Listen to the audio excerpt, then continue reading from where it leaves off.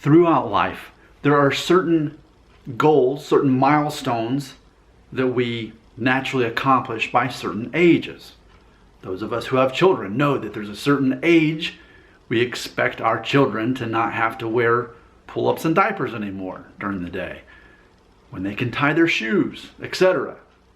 We understand that, and that continues throughout our life into adulthood. But here's something people aren't talking about. There's something that should happen to you by age 35 that a lot of people aren't aware of. And I'm happy to be the guy to tell you about it. It's not going to sound exciting at first, but once I explain it, hopefully you'll realize why this is so epic. By age 35, you should have a general understanding and appreciation of emotional intelligence.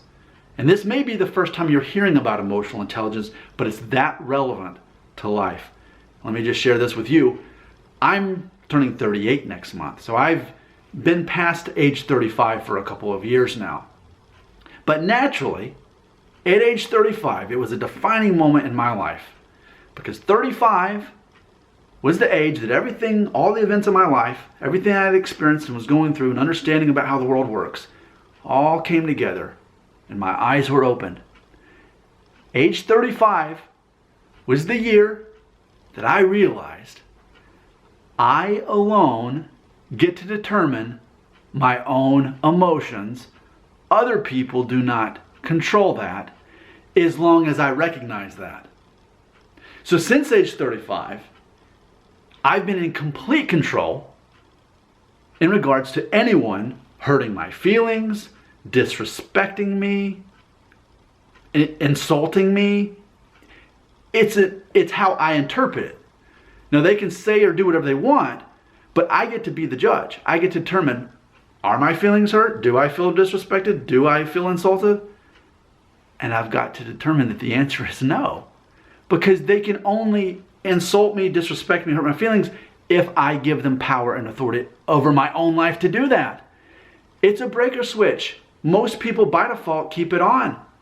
I have mine off because I don't want other people to have that control over my life, because how we feel determines how we act.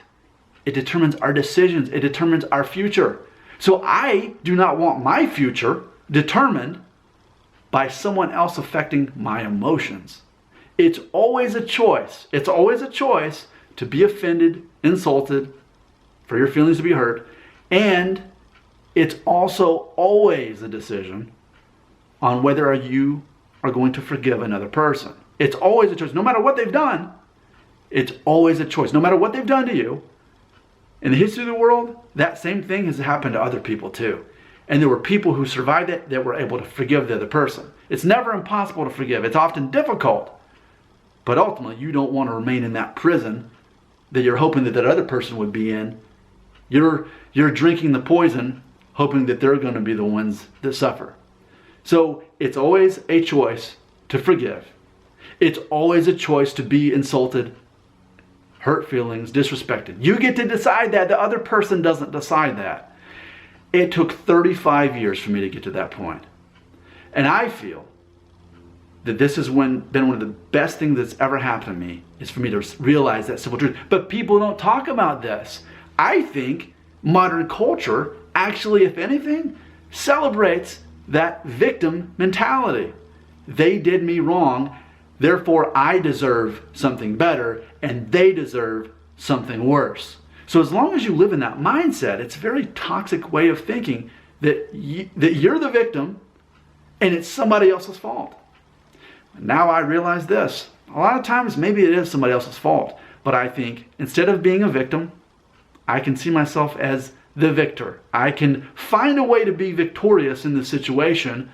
That way, it's not up to somebody else's actions or words that determine my future and my well-being. In other words, we have control not only of our decisions in our life and how our life turns out, but how we feel. Because if we don't give that power to other people, we claim it for ourselves. No one told me this. I just sort of figured it out. through my life experience. What a tragedy. What a tragedy for anyone to have to live longer than 35 years and not know this secret. What a blessing it is for anyone to know this and accept this and to embrace this that much sooner in life. Imagine the miracle of someone in college being able to already have this knowledge. High school already know this knowledge. 20s? What if you already knew this before you got married? Man, that would be awesome. And it's funny because I can't say that for me, at age 35, what all had I gone through? Well, I went all the way through high school, college, got married, and my wife was pregnant with our second child by that point. All of those things happened before I even realized this. So finally, I've been able to live the last nearly 3 years this way. It has made my life so much easier.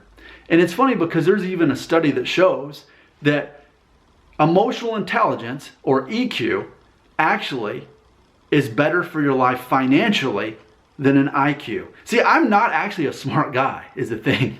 I'm very open about this. I'm not intelligent when it comes to my IQ. I don't have, if this is average, then I'm probably like right here when it comes to IQ. And I'm not ashamed of that. But what that's done over my life is forced me to understand other ways about how the world works. And studies have shown that people who are more emotionally intelligent, aware of what drives them, their own emotions, fears, and anxieties, they can understand themselves that way. They can understand other people's fears, emotions, anxieties. People who have that ability, like I now finally have in my life, are prone to make more money for a living. So if for no other reason, there's that obvious advantage. And I can tell you this, the amount of money I make now at almost 38 compared to before I was 35, I've done the numbers. It's something like I'm making 65% more than I was. My salary has increased. I understand that part of just more life experience and certain opportunities, but I can tell you for a fact that it took also the experience at my job to sort this out. And I realized I was becoming more successful, the less of a victim, and the more I chose to be victorious and chose not to be disrespected and so on. And what I've seen in my own career is the more emotionally intelligent I became and discovered about myself, the more opportunities I had at work. So that finally, when I maxed out at my last job, at my new job, I nailed the interview without even trying because I knew the right things to say. And I was very vocal in that interview. I think I actually even used the term emotionally intelligent. And I even explained to the person interviewing me that I was aware that I get to determine who controls how I feel. That was one of the questions being asked in the interview. How would you feel if one of your coworkers, and I didn't even have to hear the rest of the answer, because then I said, it's not for me to worry about that. Being annoyed is a choice. I told the person that was interviewing me. Being annoyed is a choice. I got the job. So I am a firm believer in that emotional intelligence is much more relevant than your IQ. You can actually outsmart people who are smarter than you, live a much freer life, a much more enjoyable life. It is such a great gift to know this knowledge about emotional intelligence. So if you're 35, this is your year to learn this by default. And if you're over 35, time to catch up on this. So in review, emotionally intelligent people don't see themselves as the victim. They find a way to be victorious. They have a breaker switch that they turn off. They don't allow other people to affect them emotionally. They don't allow other people to disrespect them, because that's a concept. You get to choose to be disrespected, and you get to choose to forgive other people. What if you live your whole life in a mindset of constant forgiveness?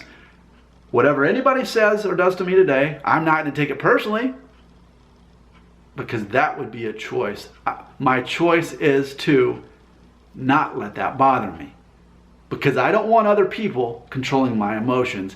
I get to decide, but I have to make that decision because by default, that breaker switch would be on and I've got to leave it off. I'm glad that you watched this 10-minute video. Now, what do you have to say about that? Right here in the comments.